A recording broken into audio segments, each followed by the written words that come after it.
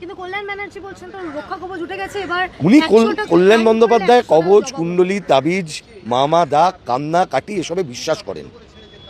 প্রশ্ন হচ্ছে সেই কবচ কুণ্ডল নিয়ে কি বিজেপির বিরুদ্ধে লড়া যায়?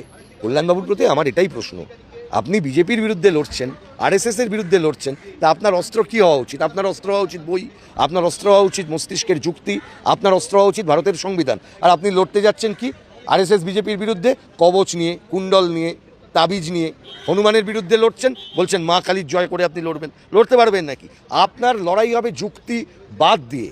আরএসএসকে ভারতবর্ষ থেকে প্রতিহত করার প্রথম এবং শেষ অস্ত্রের নাম হচ্ছে ভারতের সংবিধান এবং ভারতের সংবিধান বর্ণিত সায়েন্টিফিক স্পিরিট অ্যান্ড টেম্পার।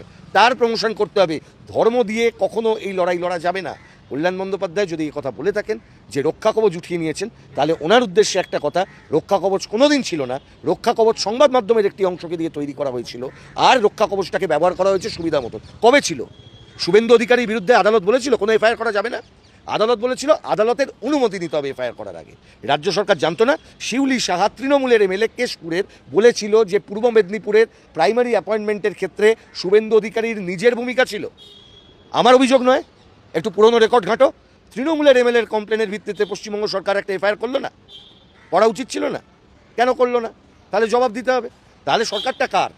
এরম তো কোথাও বলেনি। জাস্টিস মান্তার অর্ডারে কোনো জায়গায় বলা ছিল কি যে তাকে গ্রেপ্তার করা যাবে না, তার বিরুদ্ধে কোনো মামলা করা যাবে না?